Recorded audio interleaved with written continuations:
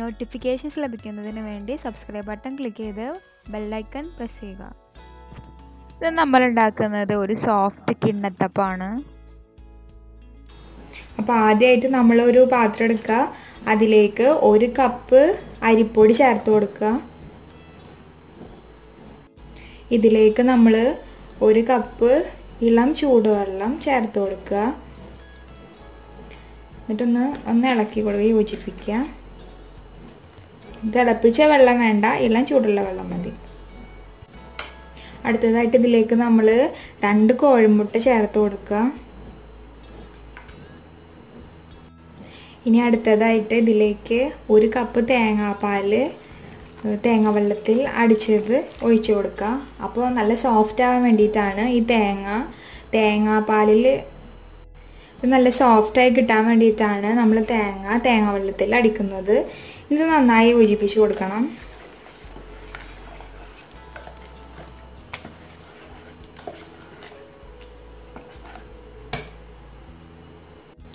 Next നമ്മൾ ഇതിലേക്ക് 1 cup ശർക്കര ഉരുക്കിയത് ചേർത്ത് കൊടുക്കുക.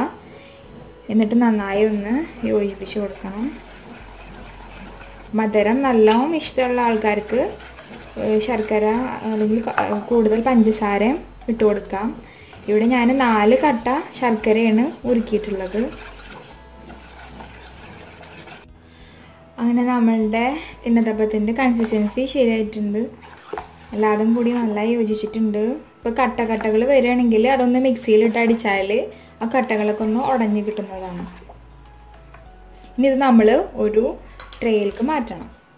ഇവിടെ ഞാനൊരു പാത്രത്തിൽ അല്പം ഓയിൽ പുരട്ടി വെച്ചിട്ടുണ്ട്. ഇനി അതിലേക്ക് നമ്മൾ ഈ മിക്സ് ഒഴിച്ചു കൊടുക്കുക.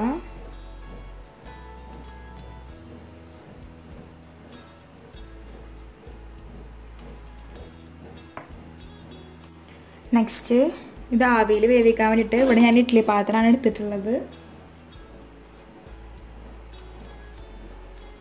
ഇഡ്ഡലി പാത്രത്തിലോട്ട് നമ്മളുടെ ഈ ഒഴിച്ച് കിണ്ണത്തപ്പത്തിൻ്റെ മിക്സ് ഉള്ള പാത്രം വെച്ച് കൊടുക്കുക. then അതൊന്ന് മൂടി വെക്കുക.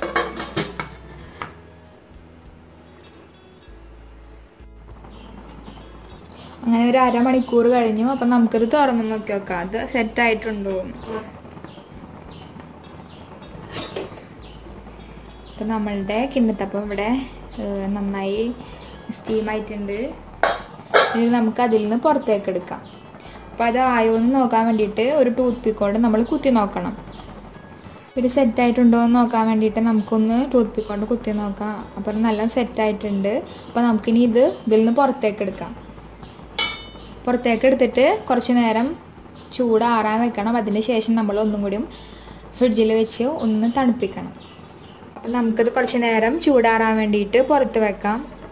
അപ്പോൾ നമ്മളുടെ കിണ്ണത്തപ്പം നമ്മൾ ഒരു 15 മിനിറ്റോളം ഫ്രിഡ്ജിൽ വെച്ച് തണുപ്പിച്ചു.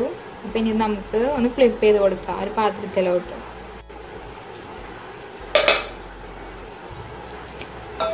അങ്ങനെ നമ്മളുടെ കിണ്ണത്തപ്പം നല്ല നൈസായിട്ട് പെർഫെക്റ്റായിട്ട് വന്നിട്ടുണ്ട്.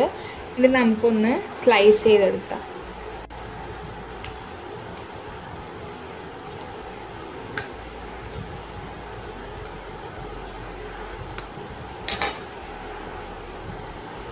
അങ്ങനെ നമ്മളുടെ കിണ്ണത്തപ്പം ഇവിടെ നല്ല സോഫ്റ്റായിട്ടുള്ള കിണ്ണത്തപ്പം ഇവിടെ തയ്യാറായിട്ടുണ്ട്. അപ്പോൾ ഇതെല്ലാവരും വീട്ടിൽ ട്രൈ ചെയ്ത് നോക്കിയിട്ട് എല്ലാവരുടെയും ഫീഡ്ബാക്ക് അറിയിക്കുക.